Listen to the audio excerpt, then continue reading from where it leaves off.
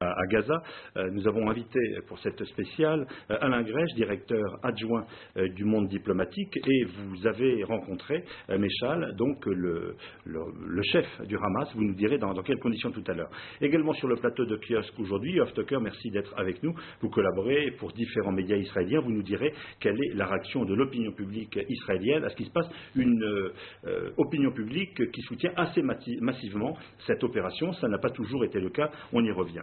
Vadim Gusker travaille pour la télévision russe et nous verrons bien évidemment, compte tenu de l'importante immigration d'origine soviétique à l'époque, quel est le regard que l'on porte en Russie sur la situation à Gaza. Christian Rioux du Devoir est également sur le plateau de Kiosque aujourd'hui. Nous parlerons du regard bien sûr du Québec, du Canada, mais aussi des États-Unis, un pays que vous connaissez bien pour y avoir habité.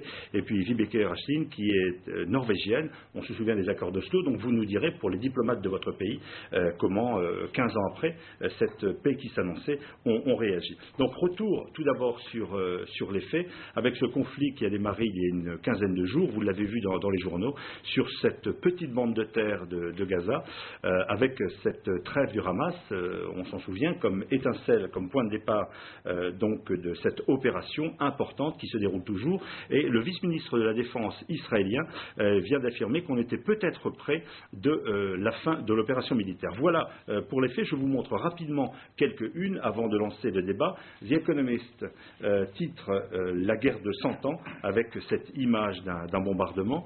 Ici, dans la presse israélienne, désaccord au sommet, donc dans le gouvernement autour d'un éventuel cessez-le-feu. Ici, dans la presse des territoires palestiniens, le silence des États-Unis est un feu vert à Israël. C'est ce que dit la presse palestinienne. Christian Rioux, votre quotidien Le Devoir, lueur d'espoir dans la diplomatie européenne. On y viendra dans une seconde. La presse norvégienne titre le visage de la guerre avec ce visage de l'enfant qui pleure. Alors tout d'abord, Alain Grèche, je le disais, vous connaissez bien l'opinion publique arabe. Vous avez rencontré quelques jours avant ce conflit donc le chef du Hamas qui est en exil à Damas. Qu'est-ce que vous avez ressenti? Est-ce qu'il redoutait? Est-ce qu'il espérait une opération militaire? Écoutez, je l'ai rencontré le jour de la fin du cessez-le-feu. Et il a rappelé quelque chose qui me semble très important et qui est oublié un peu dans les commentaires même que j'ai écoutés ici. Il y a eu une trêve signée le 19 juin. Il y a 6 mois. Il y a 6 mois. Cette trêve a été appliquée sur le terrain. Le ministère israélien des Affaires étrangères explique que en juillet, août, septembre, octobre, il y a eu entre 1 et 2 opérations, 1 ou 2 tirs de roquettes, et que ce n'est pas le Hamas. Et que le Hamas a tout fait, c'est un texte des services de renseignement israéliens, pour qu'il n'y ait pas de tirs de roquettes. Ce cessez-le-feu a été rompu par l'armée israélienne dans la nuit du 4 au 5 novembre par une opération à l'intérieur de Gaza qui a tué 6 militants du Hamas. C'était la première opération. Il y a eu une riposte du Hamas et on est allé dans l'escalade actuelle.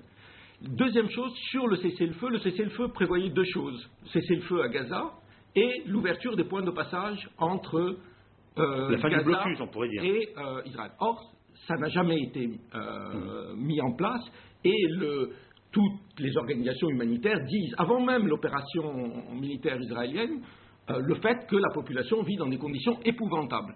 Plus grande densité au monde, il faut le rappeler. La plus grande densité au monde de population sur ce territoire. Oui. Donc, on est vraiment dans une situation dramatique qui faisait dire au Hamas, non pas qu'il n'était pas prêt c'est-à-dire Méchal, on dit Méchal a rompu le cessez-le-feu. C'est pas vrai. Il a dit, sur les faits, il n'y a plus de cessez-le-feu sur le terrain. Nous sommes prêts à le renégocier à 2 conditions. Arrêt des combats et ouverture des points de passage entre Israël et le territoire de Gaza. Voilà pour cette mise en perspective que vous nous faites. Yoav Tucker, je disais, vous êtes donc journaliste pour différents médias israéliens. Ce qui frappe lorsqu'on lit la presse israélienne, c'est que l'opinion publique semble derrière cette opération militaire, alors que bien d'autres fois, il y avait des manifestations, j'allais dire de colombes, donc de personnes qui s'opposaient à une telle opération. Oui, c'est vrai. Et c'est vrai. Il y a d'ailleurs des manifestations. Hier soir, il y avait 1 millier de personnes à Tel Aviv et d'autres manifestations. Il y a toujours une minorité bien minoritaire qui s'oppose à la guerre et qui le disent. Mais ils sont très peu nombreux. Je ne sais pas s'ils représentent, au meilleur des cas, peut-être 15%, et encore, je ne suis pas sûr. Donc la grande majorité de l'opinion publique est quand même derrière l'opération, plus comme ça, je dirais, il y a 15 jours, de façon plus appuyée qu'aujourd'hui, pour des raisons qu'on peut analyser plus tard. Oui, c'est-à-dire, n'oublions pas quand même, je veux dire, cet état des réalités, cet état des choses dans les sud d'Israël avec les tirs des roquettes, c'est pas une histoire d'avant ou d'après les cessez-le-feu, c'est une histoire de 7-8 ans. Et donc il y a une espèce de routine avec cet argument que les leaders israéliens basculent une fois quel pays aurait permis. Je vous entends bien, mais lorsque l'on voit... Non, mais l'opinion, vous demandez par rapport à l'opinion publique, et je vous dis, l'opinion, elle est dressée depuis des années sur cet argument qui est acceptable, si vous voulez. Alors, nous allons voir d'autres lectures de ce conflit.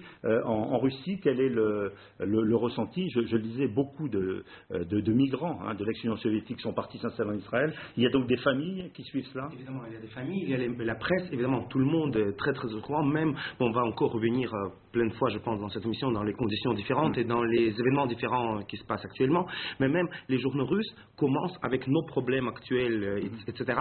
On commence quand même les journaux, les news, avec tout ce qui se passe en Israël, parce qu'il faut dire qu'il y a les sondages qui disent que quand même la population russe, ancienne soviétique, qui sont actuellement en Israël, ils sont complètement 1000% pour cette opération, cette offensive. C'est tout à fait normal, parce que maintenant ils se considèrent comme les citoyens israéliens, donc ils veulent prouver la force, etc. Ce qui concerne la politique officielle de la Russie, il ne faut pas oublier qu'il y avait des rencontres avec les représentants de Hamas à l'époque, etc. Et même dès que ce conflit a eu lieu, tout de suite il y avait une rencontre Medvedev, Mahmoud Abbas, etc. Donc ça continue évidemment. Il y avait une toute petite manifestation, ça c'est quand même très curieux, parce que d'habitude, même surtout si on se rappelle bien, à l'époque soviétique, il y avait cette énorme manifestation pour le peuple palestinien, etc. Cette fois-ci, 37 personnes qui sont manifestées devant l'ambassade d'Israël à Moscou. Donc évidemment, c'est-à-dire qu'on parle beaucoup de ça. La Russie essaie de résoudre ce conflit comme il peut, comme peut-être Barack Obama, comme tous les autres dirigeants, comme tous les autres pays. Mais ce qui concerne les émigrés, la population ancienne soviétique maintenant d'Israël, évidemment, ils sont profondément pour cette offensive, parce que c'est leur territoire, c'est leur terre, et ils veulent que de ça.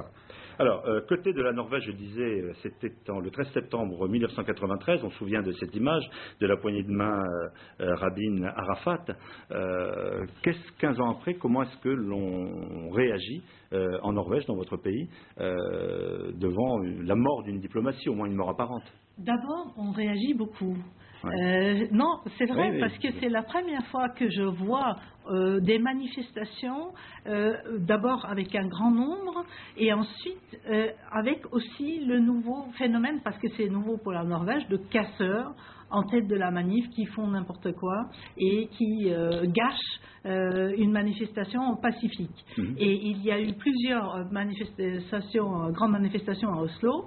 La plus grande, c'était une manifestation pour la paix, donc ni pour l'un ni pour l'autre.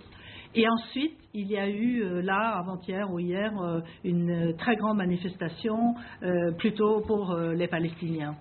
Parce que la Norvège, c'est pour eux, pour tout le monde, mais pour eux plus particulièrement, c'est un sujet extrêmement sensible. On suit attentivement tout ce qui se passe. Et depuis les accords d'Oslo, on a gardé un contact très étroit avec les deux parties. Et je vous rappelle que le gouvernement norvégien était le premier et le seul d'ailleurs à reconnaître le gouvernement élu du Hamas en 2007. Ouais. Donc on garde encore quelques contacts qu'on pourrait, qu'on essaye d'intensifier. Alors Christian Hughes, vous faites partie des rares journalistes qui a cru ou qui croit à une issue diplomatique dans le voyage que Nicolas Sarkozy a réalisé dans la région. Il y avait une petite chance, on va voir cette importante tournée diplomatique donc, du chef de l'État français qui a rencontré l'ensemble des contacts, des belligérants sur place. Vous, on voit ici donc à son arrivée entre l'Égypte, on verra les différentes capitales, ici donc en Israël, un peu plus tard ici donc en Égypte avec Moubarak, le président de l'autorité palestinienne, Abbas, et on le verra également à Damas avec Bachar. Alors, vous pensiez qu'il pouvait y avoir un dénouement diplomatique rapide ? Rapide, peut-être pas, mais je suis loin d'être le seul journaliste à avoir souligné, en tout cas, l'importance des efforts diplomatiques de la France. On les a soulignés un peu partout, en tout cas chez nous, aux États-Unis aussi. L'administration américaine est intervenue là-dessus en soulignant l'importance des efforts diplomatiques que la France tentait dans les pays arabes. Et je pense que